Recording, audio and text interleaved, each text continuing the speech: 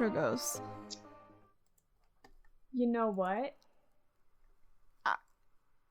Drive.google.com. You know what? Nope. Yeah, don't pretend like you do. I do.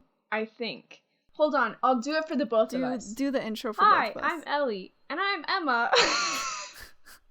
And this is our podcast, No Context, where we read fanfiction from fandoms that we're not a part of, and then we guess the plot based on what we read. This week, Ellie is going to break down just the phenomenon. Yes, that's a good word. The phenomenon that was SuperWhoLock. Mm-hmm. If you were on Tumblr in the early 2010s, you should have gotten full body chills from that sentence. It was scary. You know what? Here's the thing. Not for me, because I was one of them. Okay. Let me start off by defining SuperWhoLock. Please. For everyone this who doesn't is so know. exciting.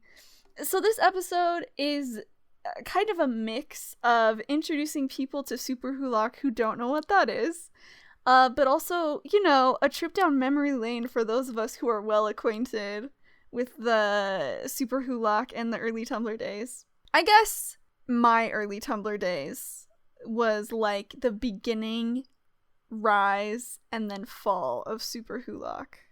It was incredible. So, SuperWhoLock. This is the Urban Dictionary definition. Uh-oh. So, it's official. Mm-hmm. Yeah. A fan-based idea of combining 3 shows. Okay, CW's Supernatural, BBC's Doctor Who, and BBC's Sherlock. Too much. There's a lot going on here. Mm-hmm. So, the interesting thing about SuperWhoLock is that it is a crossover of the 3 shows. Mm-hmm. Sometimes, but mostly, it was like a combination of the fans, because if you have a Venn diagram of those 3 shows, there was a lot of crossover of people who were fans of Supernatural, fans of Doctor Who, and fans of Sherlock. A lot of the time, it was like fan crossovers, and then people would joke in Tumblr post comments, Whovians, get your sonic screwdrivers. Okay, wait, I have to, hold on. Let me... Get your TARDISes? No, that can't be right. No, it's sonic screwdrivers. I'm fairly certain. Yeah, it is. Fandom, grab your weapons. You know what I meant. Mm-hmm. Okay. Oh, fanlore.org. This is so good. Alright, so this is a Tumblr post from 2012 that went viral, and people still make fun of it to this day, and it is so freaking iconic. Dude, okay? Tumblr history is just so much, and so many people don't even, know about it. They don't even know. And that's crazy. And I wish they did. It is crazy because it was so significant to my formative internet teenagehood. Yeah, same. I got a Tumblr in 2011 or 2012 because it was like the beginning of the Marvel fandom for me. Here's the Tumblr post. Potterheads, grab your wands. Whovians, hop in your TARDISes. Which, okay, I've seen a version of this that's Whovians, grab your sonic screwdrivers, and that makes so much more sense to me. More sense. That's what we're changing it to. Okay, good. Supernatural fans, get the shotguns. Sherlock, Kate, you know what? This sounds wrong to me. Is it the trench coat thing? No, it's not. Am I making up a version of this meme that doesn't exist? Am I Mandela affecting myself right now? Whoa. Okay, because I remember... I'm remembering an alternate version of this. I need you to read the rest and then tell me what you were thinking. Because I think we might be on the same page. Where did I leave off? Sherlockians, hire your consulting criminals. Tributes, knock an arrow. Oh my gosh, remember the Hunger Games fandom? I don't... Uh-oh. I forgot that was even a thing. I forgot that was a thing. Avengers fans, assemble. That makes sense to me. That makes sense. Lord of the Rings fans, unsheath Sting? We've got a few people to track down. End quote. So, okay, there's a lot more going on here than I was previously prepared for. I need a minute. Okay, so what I remember, obviously, is Whovians grab your sonic screwdrivers. And then the Sherlockians, which is just that itself, just alone, that word shouldn't exist.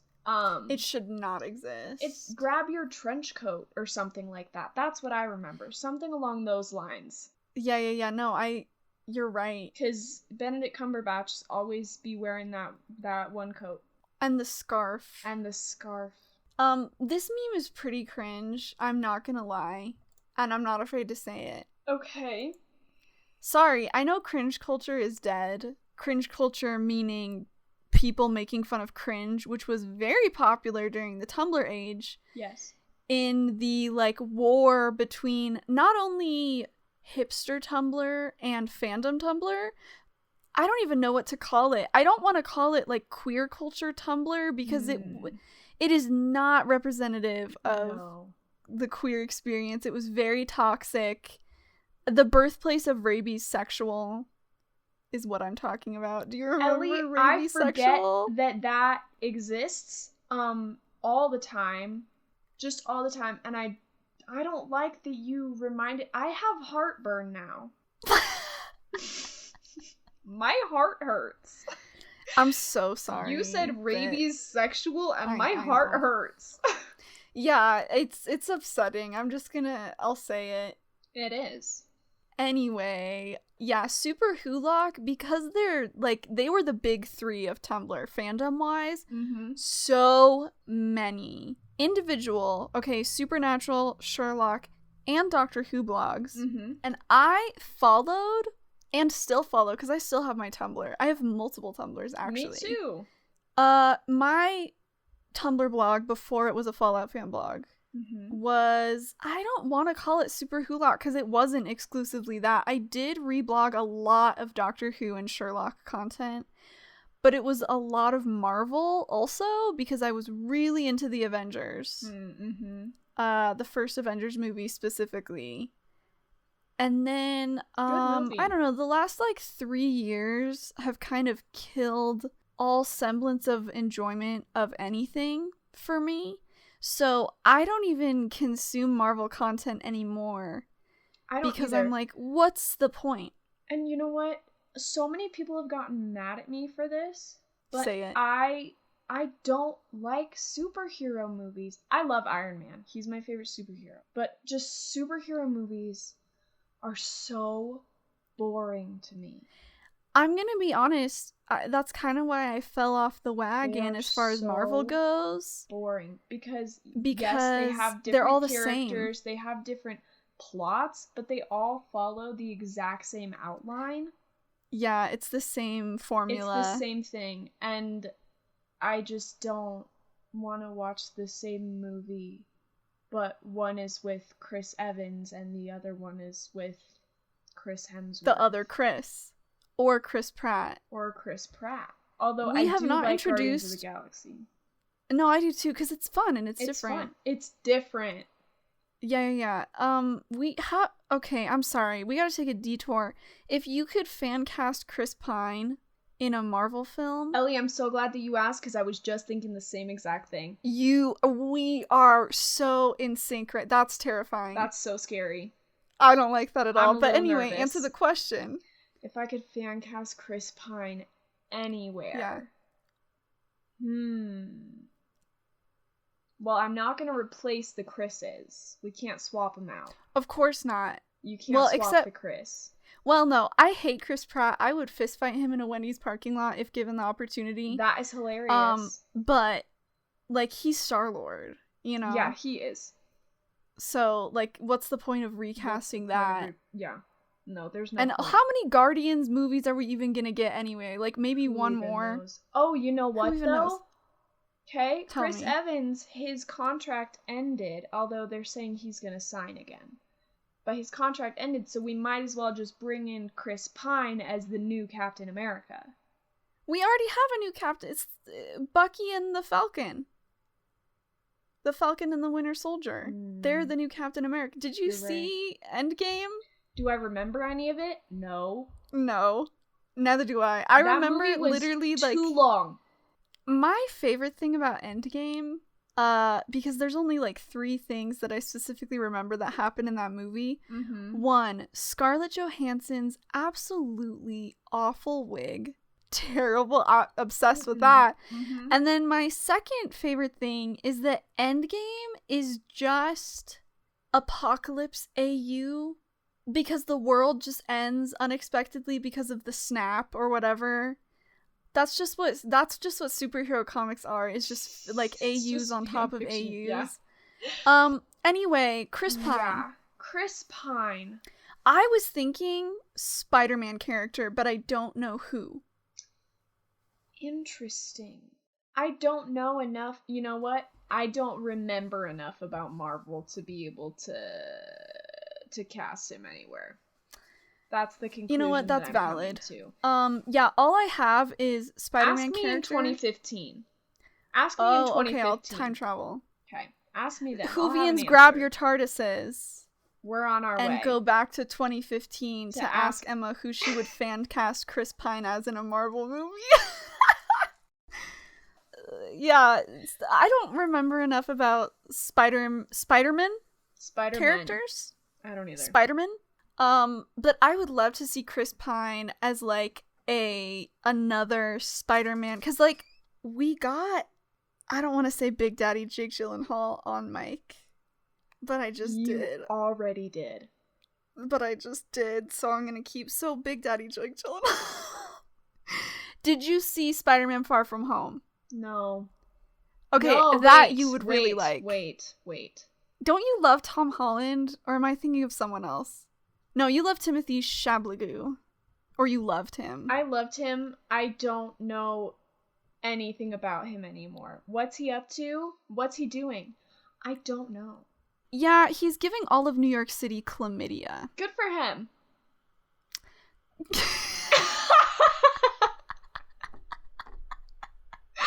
Shut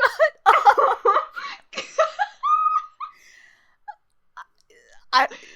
I don't even know what to say. Okay.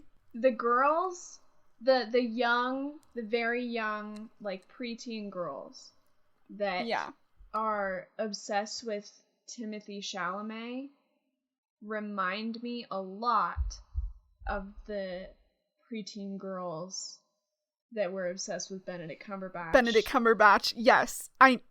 I knew exactly where you're going, and you're absolutely right. Now, the big difference for me, because I was going to say the same thing. Okay. The big difference for me, Timothy Chalamet is like a normal age for teenage girls to be obsessed with, because he himself is like 15. He is a 15-year-old Victorian orphan giving chlamydia to the entire city of Manhattan. Mm-hmm. Which, again, good for him. But this is, okay, I'm gonna say something really embarrassing. And it's not, like, I've been pretty open in my adult life about, like, okay, loving Doctor Who's not embarrassing to me. Like, Doctor Who rocks. So if you liked it or currently like it, whatever. Now, being obsessed with Sherlock as much as I was in the 2010s,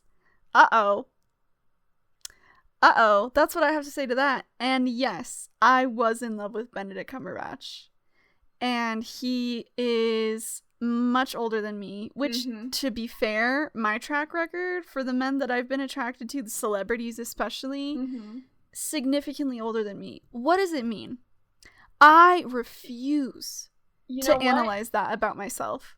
And we don't even have time to unpack it on the podcast this episode. Maybe my therapist doesn't listen to the podcast, so I should save it for next time I see her. No, you should talk about it on the podcast and then send it to her. You know what? That is a really... Alright, I will write down in our schedule episode, why was 2012 Ellie so in love with actors 20 years older than her, and why does she still pine for men in their early to mid 40s? Yep. Now listen. I had a similar thought for myself of making an appointment with my therapist, and then just before the appointment sending him a link to my TikTok. Oh to just let him watch all, and then we can just unpack My it. gosh. I want him specifically to unpack Which one? the AO3 search results. Hurt, The no one that comfort. has over 47,000 likes. Yes. So, for the listeners, I posted a TikTok of me filtering through Archive of Our Own search results, and it was works in progress only, major character death, and then additional tags were bad ending, canon compliant, slow burn, enemies to lovers, sort by date updated, no, date posted. Date posted, seek help. Sort by date posted, ascending. So the top search results are from, like, well, it depends on the fandom. Did you just make the TikTok for the meme, or was there a specific fandom that you were thinking about when you made that? That one was just for the meme, but then I changed, like, 2 things about it, and then it hit literally, I am going to kill you. Everyone, Ellie, here's my comment section, okay? Like, 800 people in my comments. Some of them saying, wow, this is me. Or tagging their friend saying, this you, ? And then starting a fight with their friends in my comment section. Oh my god. I've had a lot of people tell me that I am their one fear. So many people were like, why? And I didn't know how to respond to any of them. Except I responded to your friend, Trevor. He said, why would you do this? And I said, masochism ? And everyone thought that was pretty funny. Seek help. Everyone asked me if I have a therapist, too. They were like, girl. And you can answer yes. And I can answer yes. But how much is therapy helping you if this is what you spend your free time doing? I then made a second TikTok asking how to explain, like, does John know what fanfiction is? Do I have to explain the concept of fanfiction, or can I just jump right into slow burn enemies to lovers? Like, how much do I have to explain in order to unpack my problems?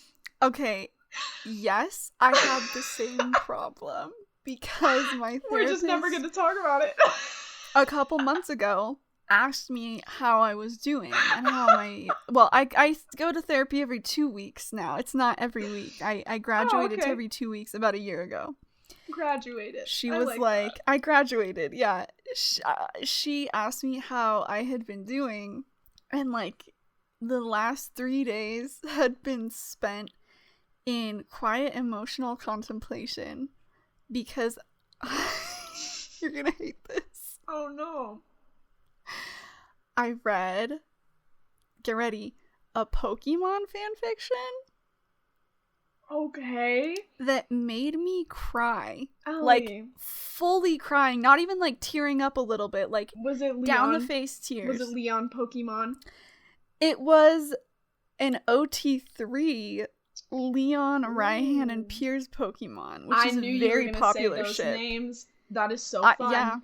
And you cried? It's a fantastic ship, and I cried because... How long? Piers says to Leon... Oh, I don't remember how long, but it was a significant enough cry that it stayed with me for days.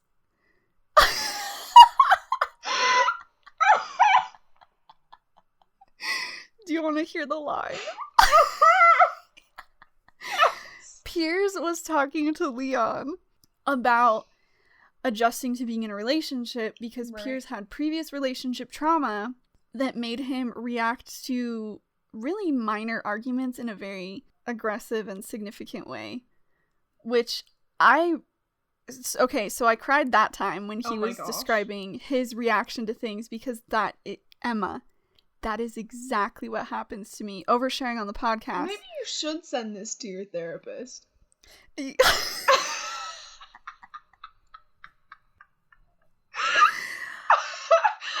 So that made me cry. And then later in that chapter, Piers says to Leon, I got to a point where I loved him more than I hated myself.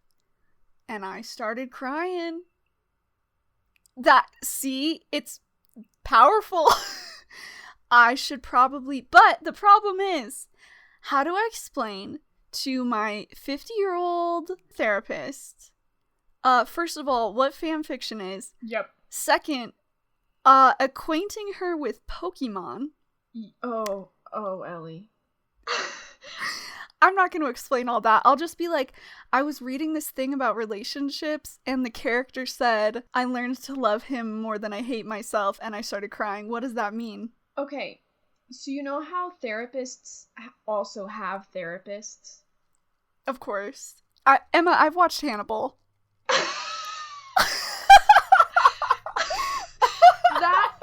You explaining that to your therapist, that's something that she's gonna take to her therapist. You're right. She'll be like, right. This girl said this to me. Is she okay? I'm about to end it. I'm not okay. I hate it here. Oh my gosh. So anyway, circling back, SuperWhoLock. If you haven't seen any of the television programs that we are discussing, I'm not really sure how you had a childhood. If they don't know what shows we're talking about, I'm not going to be able to explain that. Okay, I literally couldn't tell you. I can explain Sherlock. It's BBC's version of Sherlock Holmes, and it's a little homo. It is homophobic. It's queer baiting. It's gay and homophobic. It is gay and homophobic. It is okay. Yeah. So here's the thing. Stephen Moffat is the creator of BBC Sherlock.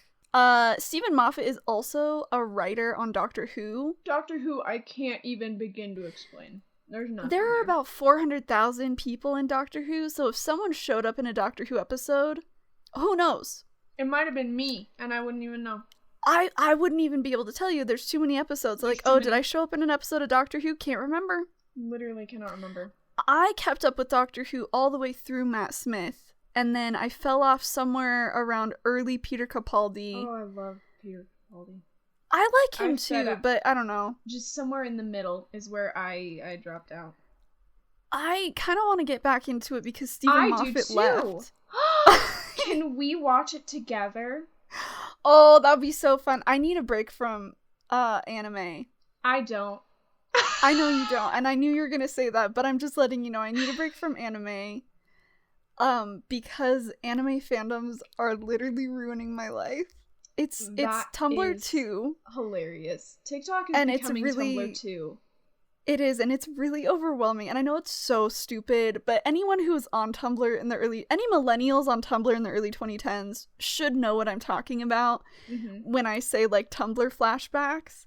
The fandom drama, the toxicity around fandom discussion, and also, self-worth and self-identity. Dude, crazy. Messed me up so much more significantly than I realized. Once I started using TikTok, and I was like, oh, so this was a problem for me, actually, when I was a high schooler, and I didn't even know until I'm in my mid-20s. And you know Very what's cool. Interesting? So, obviously not everybody used Tumblr, so not everybody knew about Tumblr lore. I hate that you said that. Tumblr history. Tumblr lore. The difference is that, with Tumblr too, TikTok, everybody uses TikTok, but there's so everywhere. Much content that I could hear a TikTok audio literally 27,000 times a day, and my friends have never heard it before. It is terrifying. It is so highly curated depending on the algorithm for you as an individual, and so no one is on the same TikTok. It's kind of insane. I'm a little scared. So that's why it's hard to compare apps like TikTok to things like Twitter and Tumblr, because even though early internet fandom experiences and fandom drama seemed so significant at the time, it was nowhere near on the scale that it is now. And Tumblr was almost completely anonymous. Yeah. TikTok is just kids online showing their whole names and faces, the school that they go to, interacting with address, like people of all ages. Number. They link their Instagram, which has all their personal information on it. Like, it's insane how much information you can get. It's very, very open. Very it frightens me. Like, the reason I loved Tumblr, it was anonymous, and I was very careful about not sharing my personal information on Tumblr, because it was a safe place that I could indulge in fandom and explore and not have to worry about, like, getting stalked or whatever, or like... I just had a realization. Well, not a realization, I just had a little memory. Okay. So, the fanfiction site that I used in 2015 was Wattpad and Quotev. Yeah. I still, to this day, have one of my little internet friends from Quotev in my Snapchat. She's from Ireland. She's very nice. That's really fun. Yeah. And you know what? The scary part is? I went on there because my, the fanfiction I posted in 2015 just popping off, apparently. She's still active on the site. We're the same age. On Quotev? Yes! I'm really nervous. Okay, hold on. I'm a little nervous. I've never used Quotev before. Really? Not even to take the quizzes? I don't think even to take the quizzes. We used Quizilla. Ooh. Any fandom millennials out there will know what I'm talking about. Quizilla. Sorry, I'm just a baby. People posted fanfiction there too. It was like a quiz site, but it was also kind of for like blogging. So a lot of my friends used Quizilla for fanfiction over Wattpad. That is so interesting. And some people didn't even use fanfic.net. To be fair, I didn't really either. The only fanfics I read on fanfic.net were ones that people sent to me that they read.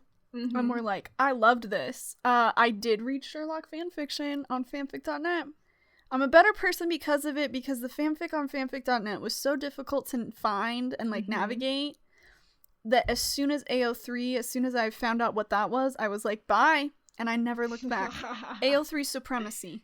So anyway, we already explained what Sherlock is. Doctor Who is a British sci-fi show. And I don't know how to explain it more than that, I'm not gonna lie to you. Yeah, so... Aliens. It is aliens. Time travel. The original series, it started in the 60s. And it ran for a while. It ran like until the late 80s, I think. And then they had some like one-shot like movies, like made-for-TV stuff in like the 90s. But the show was over. But then they rebooted the show in 2005. And it is a continuation. So everything that happened in the original show from the 60s to the 80s is canon. And so in 2005, Christopher Eccleston is the 9th Doctor. I always forget about him. I love Christopher Eccleston. I think he's very cool, and I think he's a great Doctor. He was only there for a season, and then that's when they brought in David Tennant, who's probably the most iconic and like well-known Doctor. David Tennant and Matt Smith. Doctor Who is very fun. Mostly wholesome. It does get really dark and like existential, and that was one thing I really liked about Just it. Every once in a while. Yeah, they would drop a really heavy episode on you all of the sudden, and you were like, "Oh, okay." Like that show's made me cry multiple times, and I'm not embarrassed about it because it was really good. Yeah. Yeah, I love Doctor Who. I can't say about... I have friends that still watch it, and they are very disappointed in, like, the quality of writing in the last couple seasons, which is valid. The more seasons a show has, the worse it gets. The worse it gets, yeah. That's just kind of inevitable. I stand by that, because you run out of content. Like, you do. Yeah. And when you have the same writers, I'm gonna hot take, when you have the same writers for that many years, Supernatural's a great example, but Doctor Who's another one. That's why I was so happy when Stephen Moffat was leaving. First of all, I hate him. Yeah. Second of all, he's been on the show for so long. I was like, we need new blood because this dude's out of ideas. He's really good at starting a story. He is not good at ending one. No. So, Stephen Moffat challenge. I don't know if I hate him that much. I just don't like him at all.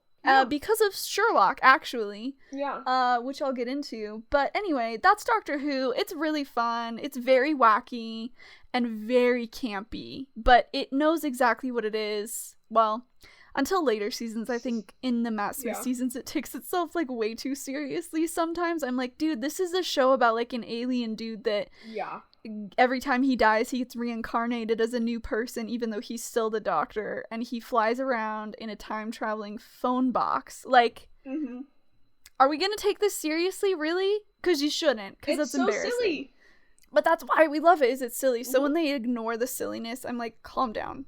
Refrain. But anyway, the third in the unholy trinity of SuperWhoLock, the television program Supernatural, iconic. It recently ended after a 15-year, 15-season run. Too many. So glad it's finally dead. Let me tell ya. Tell us. 1 and 2, great. Season 3, pretty perfect. Good.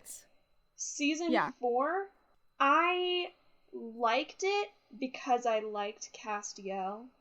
He is one of my favorite characters, hands down. And Gabriel. They're delightful. Oh, yeah. I also really liked Crowley. I did like Crowley. I don't think that's a hot take, because I think a lot of people really liked him. He's just a fun villain. I loved Rowena. She was so fun. She was so and hot. She was Crowley's mom, right? Yes. That's great. Also, Satan was a fun character for most of the time. He's number one. I had a good time with the show. I don't remember anything from season 5 through 13, unless you know what, I don't think you would know. It's either 13 or 14. I think it's 13.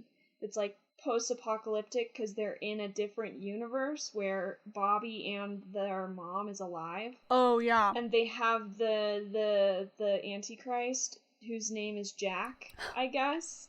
And everyone thought he was really hot, and I thought he was really ugly. I'm so sorry. Okay, hold on. I need to look up Jack Supernatural. I don't think that he's attractive at all, and I didn't like his character. Ellie? I think that we've talked about this because I have visited the Jack Klein Supernatural wiki page. The president's secretary, I think, is who it was. She was the mom to the Antichrist, and Satan was the baby daddy as the president of the United States. You are saying so much nonsense right now. But when she gives on? birth to the child, he's a whole boy. He's a full grown boy. And it whatever, I don't know, like the lights go out and then there's like a shadow in the corner of the room, and then they didn't even Renesmee Cullen this situation. He's like, I hate that. I don't know. He's like 18. I don't know how old that actor is. I think he was supposed to be younger than that, but he does not look younger than like 20. He could easily play like a 19 or 20-year-old, but any younger than that is a stretch. Okay, I think he's kind of cute in like a. Like Jason Dean Heathers way. JD from Heathers kind of cute, where he just looks like evil and crazy. And you know what, Ellie? It's the fun character trope where they have to teach him how to be good. Oh my gosh. Because he's the Antichrist and he just wants to do bad. Hey, remember when Dean went back in time and he punched Hitler? If you bring that up again to me, I will block your number and kick you off of the podcast, and I will find a new sister to do this with. You do not speak to me about that time on Supernatural that they went back in time and met Hitler. Also, I'm gonna be honest, I don't even think they went back in time. I think they brought Hitler to the future. What? I think didn't they clone him? No, I'm pretty sure Dean went back in time because he was alone. He was alone and he didn't know where he was and he didn't know what was going on. Oh, that's fair. I'm pretty sure that's what happened. There's also an episode of Doctor Who where they go... Yes, and... the episode is called Let's Kill Hitler. Yep. And River. And River is with them. Well, she's not River, though. She's not River, their though. friend. Yes. Who is actually their daughter, River. Yes. But I don't remember her name when they were friends with her. I don't know. And they go in the TARDIS. She's like, let's go to the past. And Amy and Rory are like, okay. And she's like, let's go kill Hitler. And everyone just agrees that that's a cool idea. Although I don't think they think it is. I don't know. It happens. And they literally get chased by Nazis. Yeah. I'm gonna just say, what? Growing up, I swear every TV show that was like kind of sci-fi or like supernaturally had some kind of like Nazi episode, like straight up Nazis, not groups that aren't Nazis but resemble Nazis. I mean straight up the Nazi party. Or like straight up Hitler. And like we just thought that was fine. Teen Wolf. I never watched it. Find an example. Where are the Nazis? I really don't want to Google Teen Wolf Hitler. Please don't make me look up Teen Wolf Nazis. I'm doing it. It's for research. Oh no. Ellie, I don't like the face that you made. You have got to be kidding me. What? You have got... I never finished Teen Wolf, so Okay. Garrett Douglas is a teacher at Beacon Hills High School and an alpha Lovenmensch, a creature part wolf and lion, that's kind of fun, who was a Hauptmann, which is captain, in the Nazi regime, who was captured and held for 70 years by the Dread Doctors. They simply called him Der Soldat. Vampire Diaries, go. Vampire Diaries, the main characters, they live in Virginia, yeah. And they're members of the Confederacy? They literally fought on the Confederate side in the Civil War? Is that what you mean? The fact that And we don't even have to unpack Twilight. Oh my gosh. Jasper, who's like my favorite character, and he's so sexy, even though his wig is terrible. He's still hot. And then you find out he was a Confederate soldier. I'm like, okay, well. And then Stephanie Meyer continues to ruin everything. Immediately forgot about it. And now you know? I took it out of my brain and I went, haha, no, don't fight for the Confederacy. You're too sexy. You're so sexy. I have terrible news about the Vampire Diaries.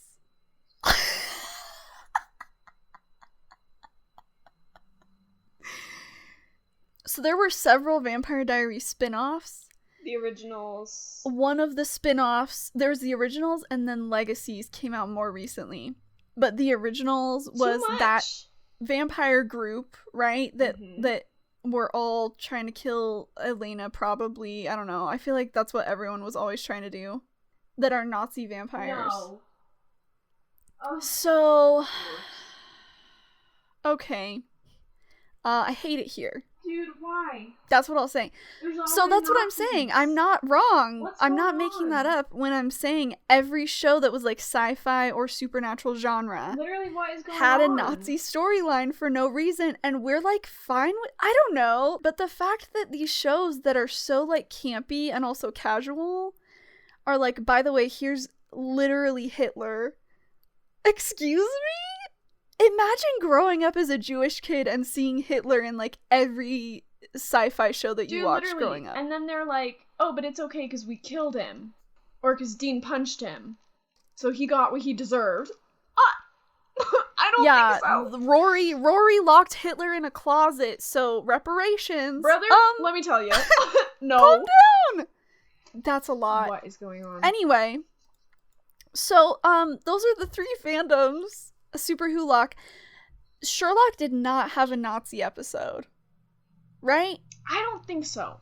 did they have any characters that were like secretly Nazis or something? I don't think so. I don't think so, but I would not put be it past surprised. them. But Sherlock didn't go on long enough for like that to be a thing. So yeah, I don't think there were any Nazi episodes. There were only like 2 episodes per season. 3 episodes per season, 4 seasons long. And they thought they were so cool for doing that. Yeah, every episode is like an hour and a half long or something. Yeah, and you know what? That's like just normal now. Yeah. An episode is a full movie and you get 10 of them. I would love to just talk about Sherlock because it is fascinating. Emma says there's no. So much. I could go on for days about the anticipation that I felt for season 4. Ellie, I had rewatched seasons 1, 2, and 3 right before season 4 came out. I was taking notes, and I had my closet door was just sticky notes connecting to each other about what I thought was going to happen and my little theories. What was going on? Why didn't anyone stop me? You know what's funny? Of all the seasons, Season 4 was terrible. It was the worst thing ever. It was, but also, like, what happened was there a cliffhanger at the end of season 3? Probably. Okay. I don't know, probably. I just remember that I really hated season 4. Yeah, most people did. And I paid to see an episode in theaters. I don't even know why they showed it in theaters. That's crazy to me. Yeah. Dude, I would pay real money now to watch Sherlock in theaters with a bunch of my homies. Although I did see a couple different Doctor Who in theaters too. I was gonna say, I saw Doctor Who in theaters. Yeah. Yeah, it was great. I can't mention the Sherlock fandom without at least mentioning the John Locke conspiracy. Oh gosh. This was... There's so much. So, okay, John Locke is the name of the ship John Watson and Sherlock Holmes. John Watson, played by Martin Freeman, who I love. Love him. And Sherlock, played by Benedict Cumberbatch. Shipping John Locke, really, really popular because in the show, they make it a point to kind of tease the idea of Sherlock and John being gay for each other. Yep. It is one of the most blatant examples of queerbaiting that I've ever seen in media. The writers knew that people shipped it so hard. They were always teasing it in the show. But then when confronted with it in real life, they were like, absolutely not. I don't know. It was really crappy. It was bad. Yeah, it was. I don't especially love the ship. I didn't really... I like... You know what? I loved it until I discovered enemies to lovers, and then it was all Sherlock and Moriarty for me. That is so big brain of you. Thank you. Yeah, no, and again, I'm a multi-shipper. I really don't care. I don't care either. Not anymore. About what people ship. No, not anymore. Yeah, because you kind of grow out of it at some point. In 2015, though? Yeah, I just think it's really common, especially for young people, to get so absorbed in shipping, and they take it so seriously, and it's really kind of disturbing. It is. Probably because it reminds me of my Tumblr days. Yeah. Not that I was like that, because I never was, but other people were, and it gave me so much anxiety. Like, real-life anxiety over fictional ships. Yikes. Terrible. Dude. Terrifying. So I don't especially, like, care for John Locke. I don't hate it. I don't think there's anything especially wrong with it. No. The issue that I had with John Locke was the John Locke shippers. Yes. I have a hot take. John Locke shippers toxicity walked so that Raylo shippers toxicity could run. Thank you. I think you're right. Yeah. The toxicity, and again, I actually don't care about Raylo, shipping Rey and Kylo Ren from Star Wars. I do, and I hate it. I know Emma is very anti-Raylo, which is fine. Thank you. For whatever reason, it's one of those ships that has attracted, like, the most toxic people. Dude, seriously. It's fascinating. I don't understand why that happened, because it's not that the ship itself is toxic. I know plenty of fandoms that have really toxic ships. Oh, yeah, where the people that ship that ship are, like, completely normal. So I don't know. But John Locke shippers are, like, it's it's next level. So I was on Tumblr watching the fallout of post season 4 of Sherlock. Sherlock was one of those shows where they got everyone together whenever they could, because everyone in the show is very famous, and so they're busy doing other things. So whenever they had time, they would bring in Benedict Cumberbatch, they would bring in Martin Freeman, and everyone else, film a season, and then have a 2-year hiatus. Long stretches of time between seasons meant lots of time to hypothesize and theorize about what was going to happen next, as Emma said, putting sticky notes all over her closet door. I don't know, dude. It is one of those things where people wanted John Locke to happen so bad, and I don't blame them, because again, the show teased it, and for a lot of young queer people, the idea of a canon gay ship in such a popular show, big deal, and like very alluring, just the idea of that, right? I totally understand that, so I don't blame the younger fans for like hyping that up, but it's the older fans. There's one Tumblr user in particular, I won't say her name, but I followed her for a long time, and I actually unfollowed her after this all happened. I was there, okay? Front row seats. I was there when the John Locke conspiracy post, the original one, dropped on Tumblr. It was this huge, like, novel of a post explaining why this Tumblr user thought that season 4 of Sherlock was bad on purpose to, like, trick the fans, and that there was a better secret 4th episode coming after the season finale. Oh, everyone always thought there was going to be a secret 4th episode. Never happened. No. Surprise. There was no secret 4th episode. This all happened in 2017, by the way. So it's been 4 years. Man, that was just... I have never felt more alive on Tumblr than when this drama was going down, because people were literally having meltdowns over the fact that John Locke wasn't canon. John Locke was endgame. That was like the whole phrase. John Locke is endgame. And also that season 4 was so bad that people started realizing that the show was never good. It was never good. I'm not even sorry to say Yeah, and it. you know what? I still have gone back and watched the first 3 seasons. I've only rewatched season 4 one time, and it was to double check and see if it was as bad as I thought it was, or if it was just like Tumblr at the time. Yeah, it feels like a fever dream. I was like, did that really happen? And then I watched it and I was like, that did, and it is just as bad as I remembered. It's terrible. And the show before that wasn't good either. It employed a lot of like fake intellectual, like the show acted smarter than it was. I thought it was so big. It was one of those shows that had like these weird plot twists that came out of nowhere, and then acted like it was really smart for, like, tricking the audience, even though there was no build-up, there were no clues, it just kind of happened. Like, that happened all the time. Out of nowhere. Yeah. And some of the interpretations, because, again, it's Sherlock Holmes, so they're based on Arthur Conan Doyle's stories. Yeah. Sherlock Season 2, Episode 2. So, in The Hounds of Baskerville, one of my favorite Sherlock stories ever, their interpretation of it is like so bonkers, which I don't mind, like a weird interpretation of a story, but it made no sense. It kind of took everything that I liked about the original story and just like stripped it of any meaning. And that was when I was kind of like, we'll just ignore that one. And that was in season 2.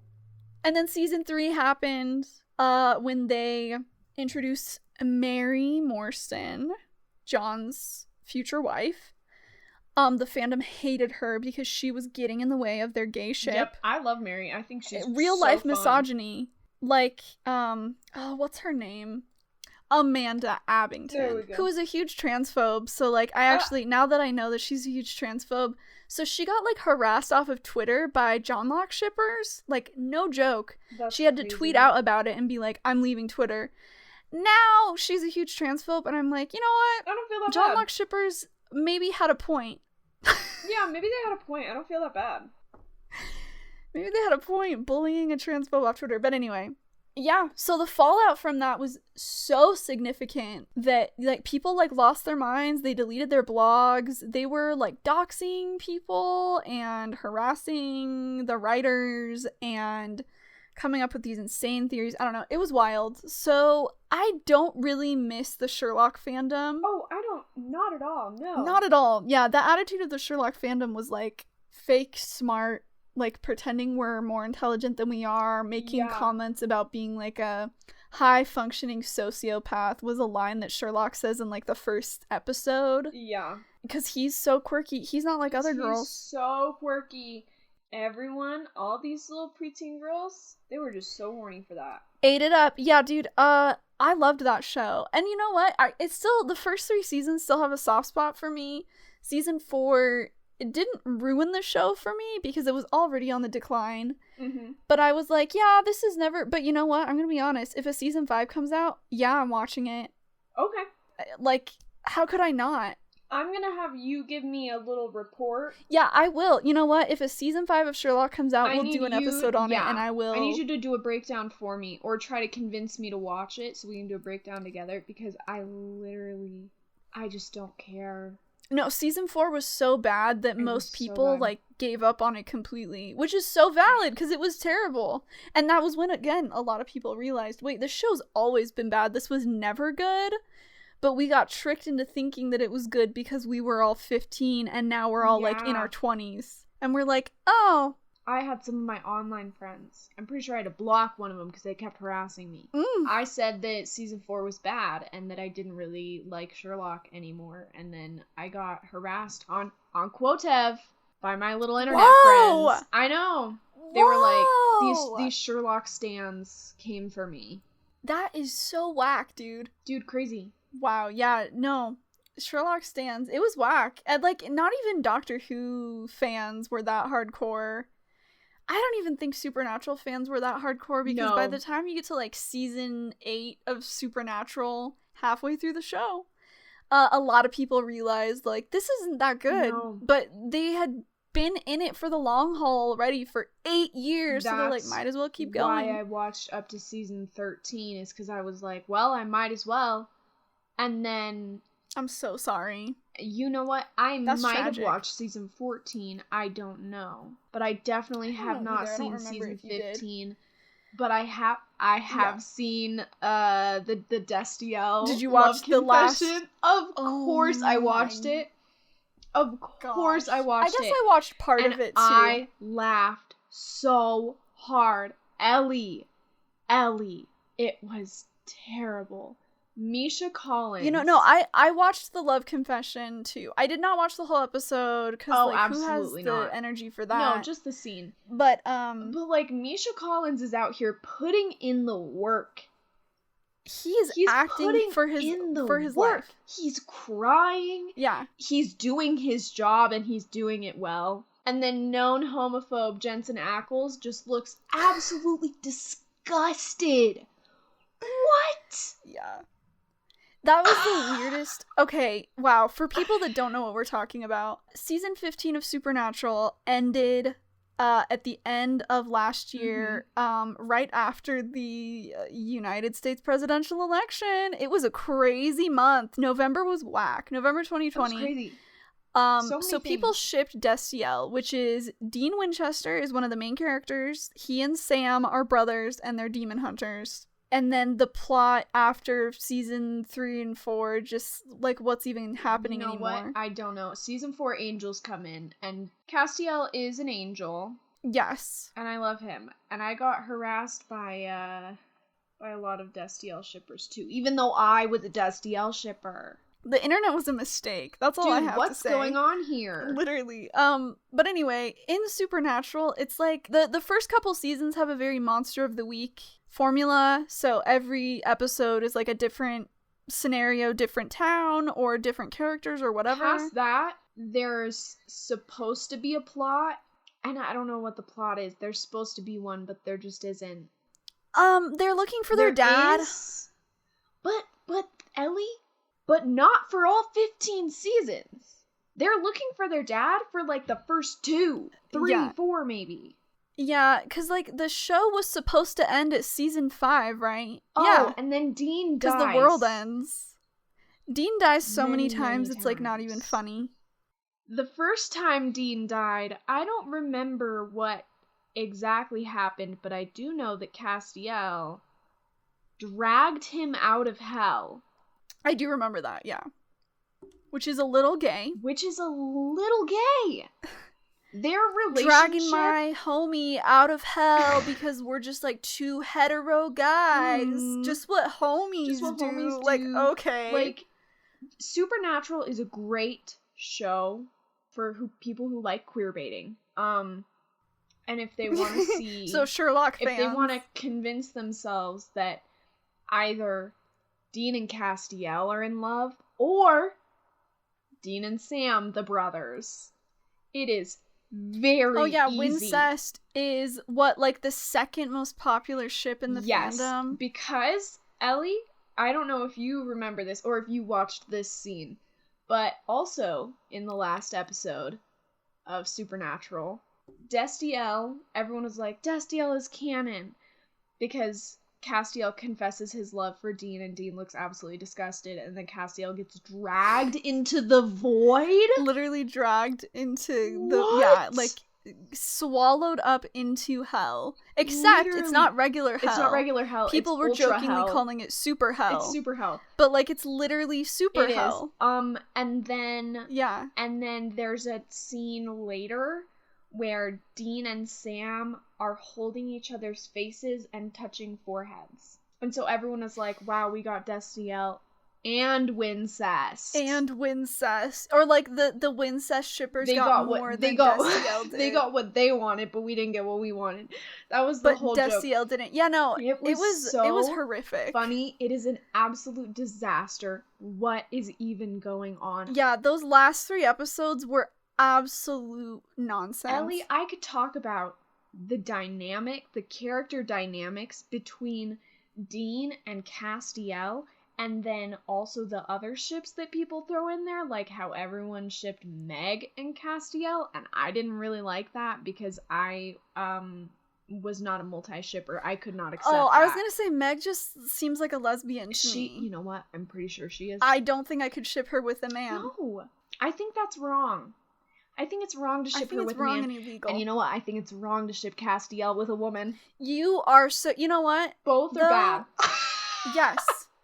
Both are bad. No, you're absolutely right. The only thing that Castiel and Meg have in common is they are MLM WLW solidarity. Yes, you're completely right. I haven't seen the show in who knows how long. I don't remember any of it. Yeah, neither do I. I don't remember any of it. I remember very specific episodes that still haunt me. Like the one with the girl that lives in the walls. And they thought that she was a demon, but she wasn't a demon. She was just a girl who was living in the walls. She was just a girl. No, it was her and her brother. They were like feral children, and they lived in the walls of a house. Terrifying. The Bloody Mary episode, that stuck with me too. Ooh, Bloody Mary is scary. Yeah, so like the first couple seasons of Supernatural, I really enjoyed. I didn't watch the whole thing. Season 1 and 2, but like great. It was fun. Yeah. Yeah, because I love scary shows. They're very fun. And shows like the Vampire Diaries, I never got into, and stuff like that doesn't really do it for me anyway because I was.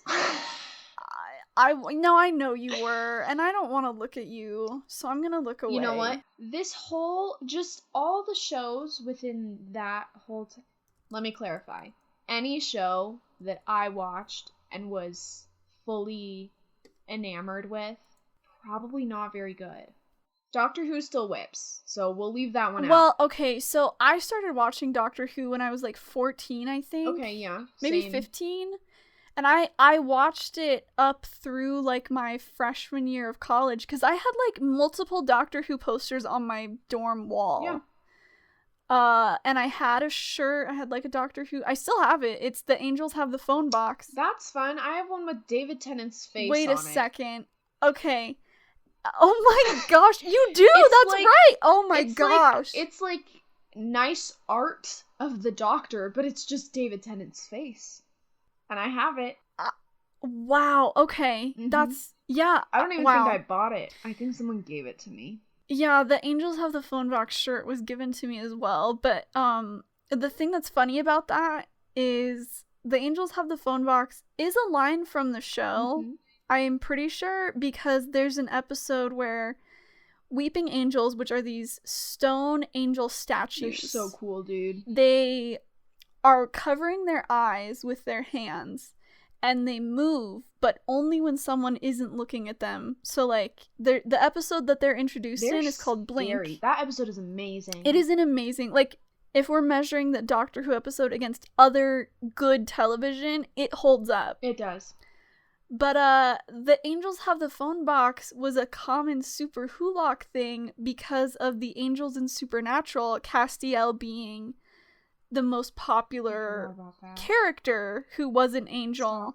Yeah, so there's all these angels that show up in the show, so then people would make fan art of, like, Castiel and the other angels, like, hanging out in or around the TARDIS, and so I have a technically SuperWhoLock t-shirt. Whoa. Yeah, I know. But I wanted to go over, there's this article that I found that I really love, and if you want to read it, I will put it on Twitter, but it's called The Great SuperWhoLock Vanishing Act from Affinity Magazine by Madison Yurtzel. Thank you, Madison. This was written in 2017.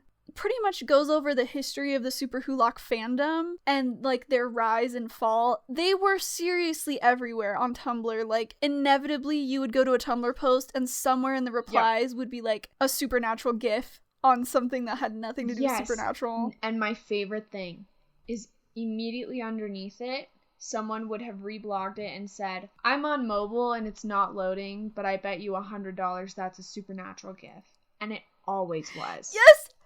It always was! Oh, you're so right. I totally forgot about that. Yeah, literally. Old Tumblr was so good. You know what? If you want to go down memory lane, go on tumblr.com and find the Heritage Posts blog. I will also link that on Twitter. This blog only just started up last year, but they've been going through reblogging and dating famous Tumblr posts from the early 2010s, and it is absolutely incredible. It's so funny to, like, relive these weird internet things from my childhood that I, like, didn't even remember existed. Yeah. Oh my gosh, it's amazing. Anyway, SuperWhoLock was really big in 2011, and it continued for a couple years, and, like, anytime you would go on Tumblr, there would be a post, or there would be, like, a post from an account that had, like, John Locke in the TARDIS, or, like, Winchesters at 221B, or whatever. It would be, like, you know, the different facts and characters and things from the different shows mashed up into a URL. You love to see it. And then one day it just kind of dropped off. Like, I remember when I left Tumblr briefly in 2014, after DashCon, actually, which is a whole other thing.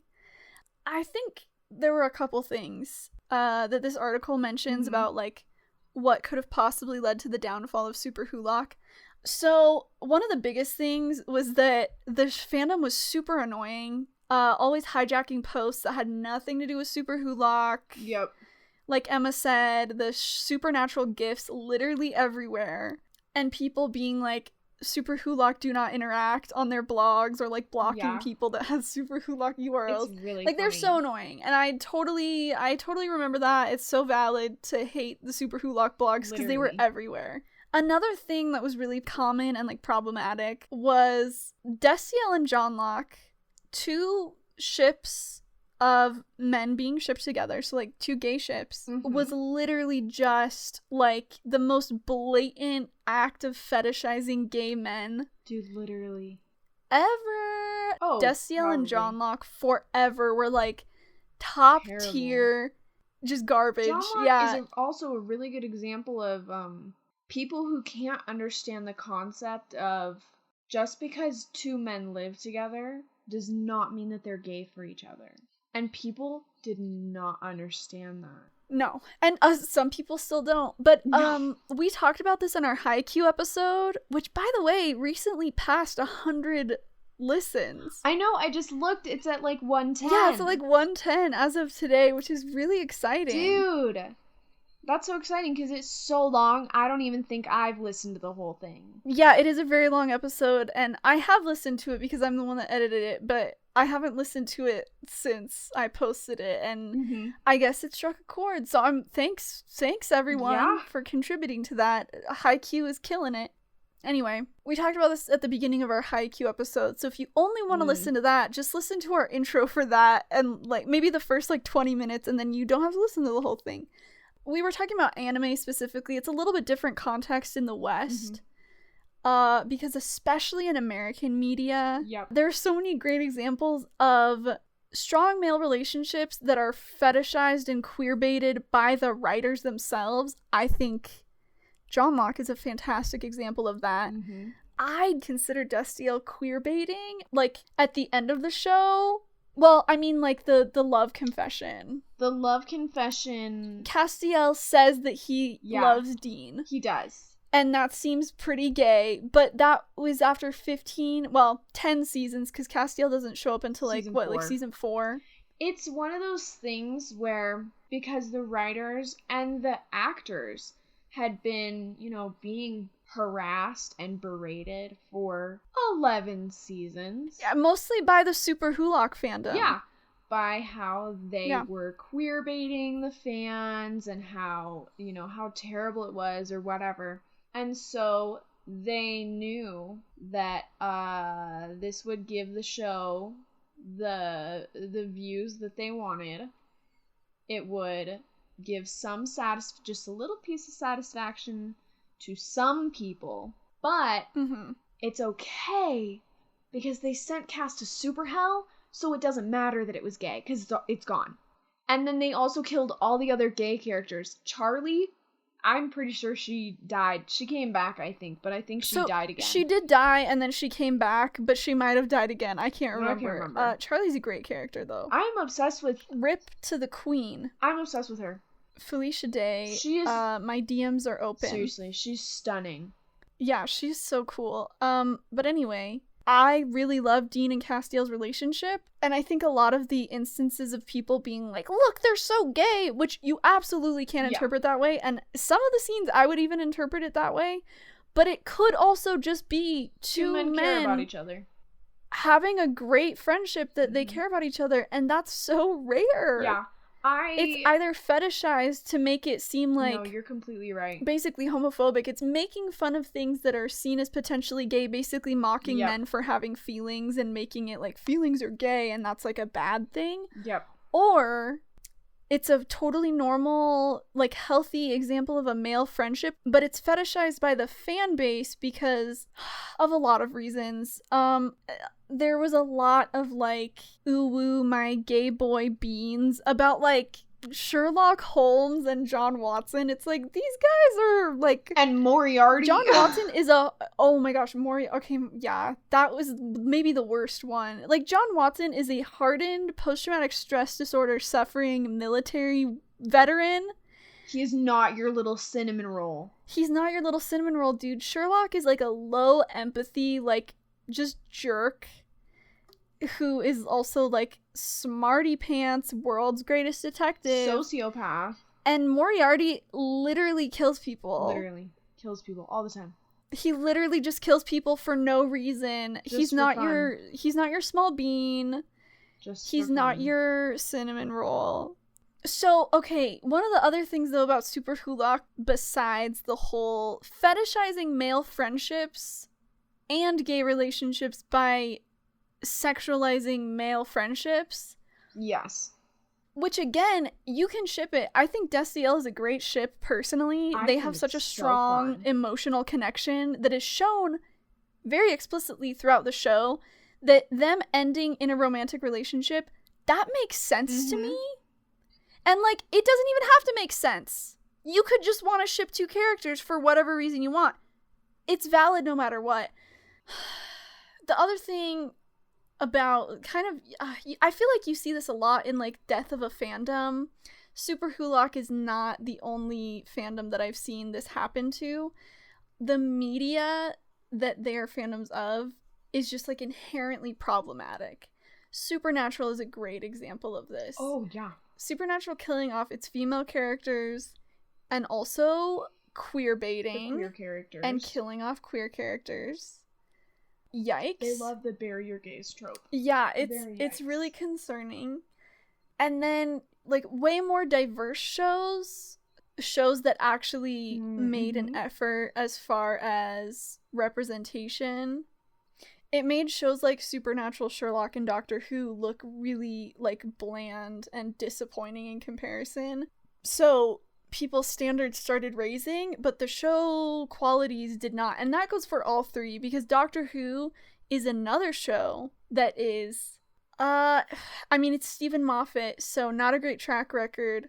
Yeah. Stephen Moffat loves to make his lesbian characters kiss men. That happens in Sherlock and in Doctor Who when he was helming both of those shows. Hello? Like, what? Dude, okay, just say you have a lesbian fetish and go. Like, what is up with that? It's so freaking weird. My favorite part is his wife is a producer. Imagine having to explain that to your wife. Maybe he didn't. Maybe he was just like, yeah, I wrote this, so here it is, and she just had to deal with it. So deal with it. Yeah. So, that was yikes. And then when Elementary came out, which I think I watched, like, the first season or part of the first season, and I enjoyed it. It introduced Lucy Liu as Joan Watson, the best thing that's ever happened to me.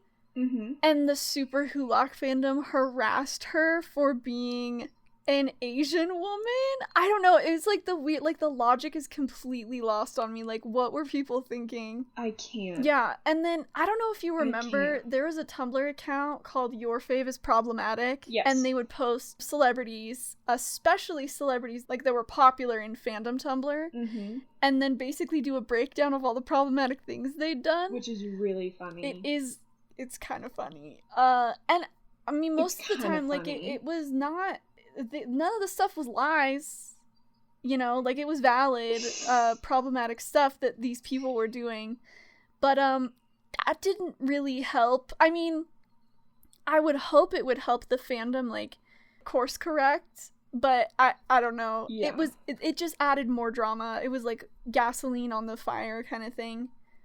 But a lot of that stuff didn't even kill it. It was just like, it felt like it was building up to something. So it was like, okay, first the fandom is obnoxious. Then it, you know, jumped up a level to the fandom is like harassing people in real life over their show not being the way that they want it to be. And then problematic cast and crew and problematic media, like the media itself, you know, people were more aware of like the glaring issues. But that still didn't stop it, right? The train is still going strong. SuperWhoLock, we're talking about 2014, okay? It was at its height. It was still going really strong. And then something that a lot of people hypothesized, the summer of 2014, was DashCon. Oh my gosh. And I don't think DashCon killed SuperWhoLock, but I do think that DashCon aided in the decline of Tumblr, combined with the fact that Yahoo had recently purchased Tumblr and was starting to roll out regulations and changes that people disagreed with. And I'm not talking about the not safe for work content ban, because that was in like 2018. That was recent. That was recent. So this was years before that. But people were starting to drop off because Yahoo was making changes to Tumblr that they didn't like. And people were growing up. People that were on Tumblr in 2010 when they were like 14 are 18 years old now and realizing, hey, that was like cringy, problematic, inappropriate behavior. I don't want to engage in that anymore. I want to distance myself from these friends and from this fandom and from this media. And so already the fandoms were starting to thin out and people were moving on to different, better things. But then, like, DashCon happened, and I feel like that was, like, the straw that broke the camel's back as far as Tumblr went. If you don't know what DashCon is, and we should just do an episode on DashCon. There's so much. There's so much, it is everything. I am so obsessed with DashCon, because I was there when it was happening, and, like, I wasn't physically there, but I was on Tumblr watching it happen in real time. Oh my gosh, epic gamer moment, as they say. Epic gamer moment. DashCon was a fan-run convention for Tumblr users, specifically for fandom Tumblr users. Dash, referring to the dashboard, which is what, like, the Tumblr feed is called. They crowdsourced it on Indiegogo, got a ton of donations. I mean, I don't think it was a scam. Like, I don't think it was intended to be a scam, but the people that put it on did not know what they were doing, and it ended horribly. It became a huge meme. And later on, when people, like, actually analyzed it more, it became kind of a cautionary tale of the power of fandom and how it can be used for evil or whatever. Which is so funny. So after that, like, a lot of people wanted to distance themselves from fandom because DashCon drama got so big. I don't know. It's, like, embarrassing to associate yourself with that. I think most of those people at that point were like, I'm done. So a lot of people just kind of dropped off. A season of Sherlock wasn't coming out. So the Sherlock hype had kind of died down again. I mean, it was still, you know, there. But no new Sherlock content was coming until, like, 2016. And then, like, Doctor Who was still up and running, kind of, because Matt Smith's doctor died, and Peter Capaldi became the... Which so many people were so angry about it, and I love him. I think he was fun. I love him. I think people were angry because he wasn't young enough to be, like, hot. The same way that David Tennant and Matt Smith were. And that is not Peter Capaldi's problem, and I think he did a fine job. Yes. Alright? And anyone who disagrees, I don't know what to tell you. Okay? I don't really want to hear from them. I don't want to hear your Peter Capaldi slander. Bye. Nope. Peter Capaldi slander. Do not interact. Do not interact. Yeah, if you hate Doctor Who, block me. Because I don't want to hear it. But anyway, yeah, like, Doctor Who was still going, but again, like, once SuperWhoLock started kind of breaking down as a fandom, it wasn't as relevant anymore. It just kind of fell apart. And SuperWhoLock is now just, like, a weird niche part of internet history. Very specific to Tumblr. A lot of people started distancing themselves from SuperWhoLock and, like, Tumblr fandom stuff in general because it was seen as cringy, which in some ways is too bad. But also, in other ways, it killed the more problematic parts of fandom at the time, and so it's like, maybe it was okay. Like, the death of the Hitalia fandom was a very cool thing, and except now they're back, so I don't know what to do with that information. Yeah, except now they're back.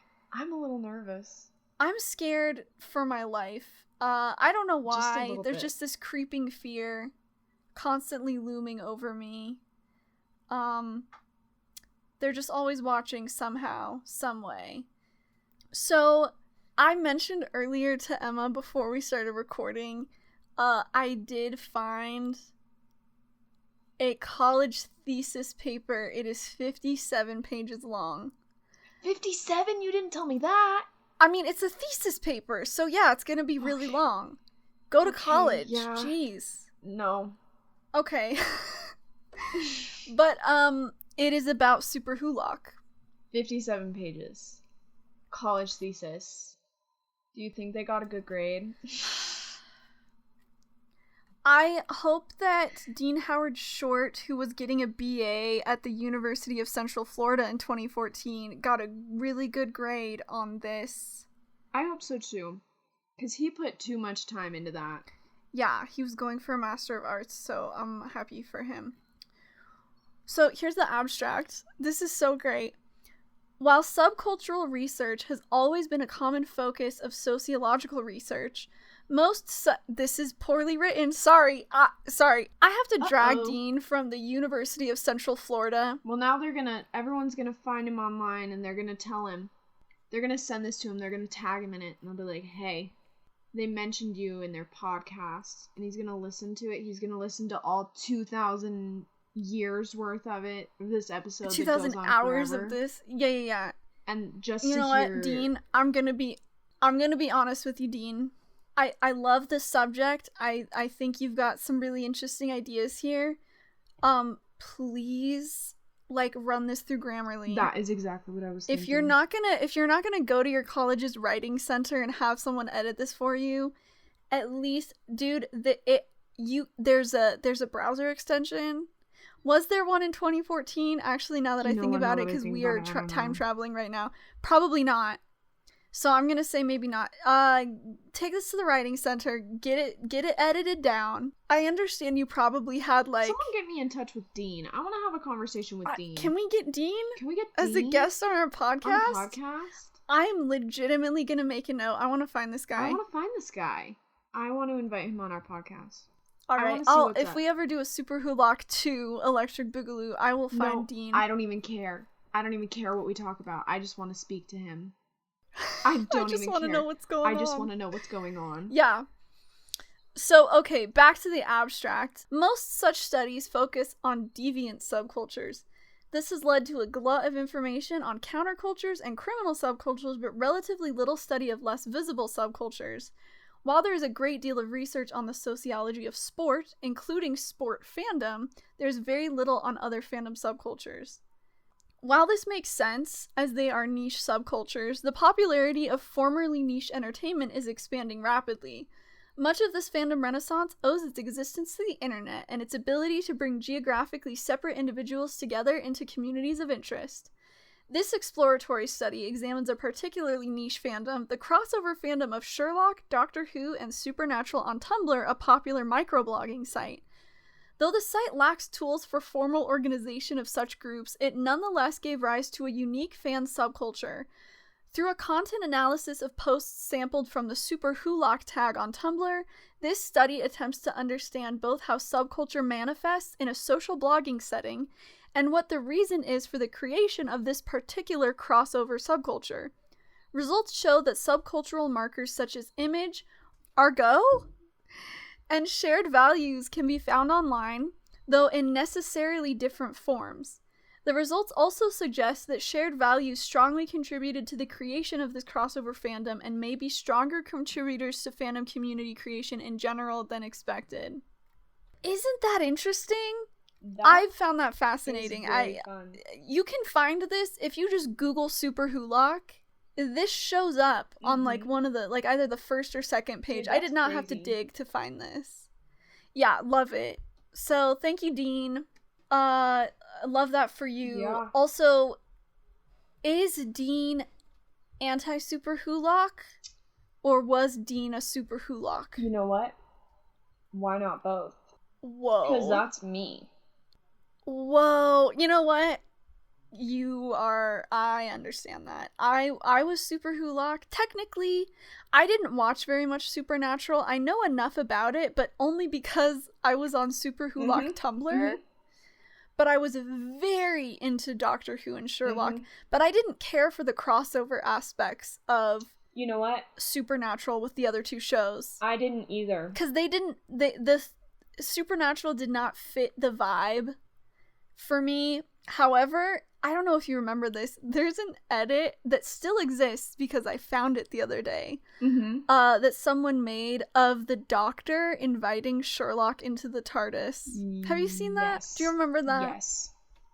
It was very popular. Yes. Yeah, I found that the other day, and I was like, memories. I've never been one for crossovers, just in general. I'm not a crossover person. Same. Because very rarely, everything that people, like, put together as a crossover never goes well. Like, the two things, there's no way that you can make them work together in a natural way. Like, let's see. What was one of the crossovers that I wrote down? Death Note, Barbie Mermaidia. Yeah, the only reason that one exists is because of El Death Note voice actor. Yeah, the voice actor, Barbie Mermaidia. which is pretty funny. But, like, how do those two things fit together? If he was taken out of the equation, they don't. Even though he's in the equation, he's a voice actor. The characters. You know what? No, even with him in the equation, it still doesn't make sense. It still doesn't make any sense. Why don't you read it? I'm disappointed in you. Why didn't you read it? I'm sorry, I haven't read it. I got busy. I got okay. busy. Anyways, I don't like crossovers. I don't really like crossover AUs either. I have nothing against them unless you were writing them. Harry Potter AUs, then it's on Ellie, site. Those were the exact words that I was about to say. This is everything just needs to stop. Uncanny. Anyway, do you have any thoughts on SuperWhoLock? That was pretty much all I had. Yeah, it's all just everything. Everything was a disaster, and I don't remember almost all of it. Which most of my Tumblr years are might kind be of wiped from my memory. Yeah, and I'm kind of okay with that. I literally can't remember anything. I'm kind of okay with it, but I literally remember nothing. Although I will say a lot of it has been coming back. And this sounds stupid when I say it out loud, but I do think it is related to my the anxiety I did not have. Is it because of Kinney cosplay TikTok? Yeah. And I had erased most of those memories because it wasn't serving me, right? So I moved on. Yeah. And now in 2021, I'm on TikTok and I've been spending less time on it. Back again. Because it's literally like reliving those, except it isn't people my age anymore. It's people that are like a decade younger than me, repeating all of this garbage that the rest of us grew out of at some point. But it's not anonymous. It's the second wave, but public. It's the second wave of Tumblr, but public, and I think my least favorite part of it It's the squeakquel. Is like the new Puritan culture that we already tried on Tumblr and it went poorly. I don't know. I hate it. So, yeah, I've been spending less time on TikTok because of it, because it literally is like... You know what? That's understandable. When I say flashbacks, I really mean I'm remembering things from my Tumblr days that I literally erased from memory, and I'm like, wait a second, this is just like Kinney Tumblr. Yeah. But what are you gonna do? Anyway, that's SuperWhoLock, man. It was a wild ride. There's just so much. And you know what? We didn't even cover all of it.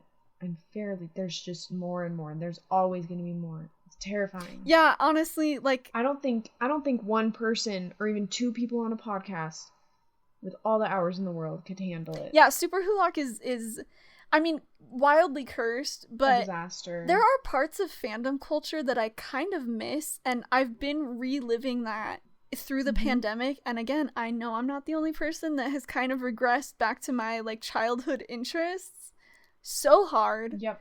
Because you find safety and comfort in those things, and it's been kind of nice. Yeah. You're not around people as much, so you're not socially performing in the same way that you normally have to. I think that's why Avatar: The Last Airbender got so popular. Oh, 1,000%. Dude, the people posting Avatar content, all millennials my age and older that grew up with it in our childhood, reliving it last summer, that's the happiest I've felt in years, and I may never reach that high again. And I just have to accept that. Probably not. Yeah, no, it's over. The Avatar train has left the station, and I'm depressed forever now. No, it was a great renaissance for those, 3 months last summer. Yeah. Thanks, 2020. All right, well, we're signing off. Thanks, everyone, so much for listening. Yeah. We've been getting a lot more listeners over the Christmas break for some reason. Don't know why. And you know what? We just went on the most wild tangent, absolutely unhinged, got so sidetracked so many times, we might just lose all of them. Yeah, people are going to stop listening because they are so... not even halfway through They are so sick of... Every time we go off topic, they're screaming, please go back. Hey. Course correct. Relatable. Seek help. And I can't. I'm busy. Course correct. Please. I'm busy being unhinged online. I'm busy talking. Let me talk. I started a podcast so that I can listen to myself talk, and if you happen to be along for the ride, that's not my problem. That's not my problem. I'm not here to entertain you. I'm here to hear the sound of my own voice. I'm not. I hate editing because I'm someone stop me. Funny. Someone stop me from speaking. They can't. I don't know if that's why, I'm here, but I haven't been doing that. Yeah, that's literally why you're here and you're not doing your job. Although if you started doing your job, I would kick you out. Yeah, you would get mad at me if you know what, you'd be halfway through a thing and I'd be like, Ellie, shut up. And I would be like, and then you'd get mad at me. This is erasure. I don't know what kind of erasure. This is sure. Ugly girl discrimination. Let me speak. Because no one else will listen. And that's the show. Hey, that's my middle child syndrome. We're both pointing to ourselves. And that's the show. Yeah, but thank you all so much. Thanks for coming. Thanks for coming. We have been very glad to be doing this. It's been really fun. And we took a long hiatus because, as it turns out, Emma and I have very similar depression cycles. So isn't it so terrible? Yeah, when one of us is depressed, the other one inexplicably is. We don't even know. And then we're like, should we record? And we're both like, how about we do not be perceived on the internet at all for like a year. And then we come back and we start off 2021 with SuperWhoLock. Dude, you know what? I hate to say it. Is this a bad omen? Starting off the year with SuperWhoLock? No, if we start off with the rough stuff, no, it can only get better from here. I don't think we could cover any... You know what? I had to stop myself in the middle of that sentence because I realized we're planning on doing a Hitalia episode at some point, and I think that is just objectively worse than... Stop! Objectively worse than SuperWhoLock. Alright, thanks everyone for listening. We will be back someday with a new episode at some point about something. Follow us on about Twitter something, probably, at maybe. PodNoContext. We also have an Instagram and a TikTok account. Oh, that's follow right! us there as well. Our TikTok, both of those, all of our social media is at PodNoContext. And I'm pretty sure Ellie and I are both tagged in everything, so you can also come stalk us personally. Don't stalk me personally. I do not want to be perceived. Thank you, though. That's all, folks. We will see you in the next one. Goodbye. Goodbye.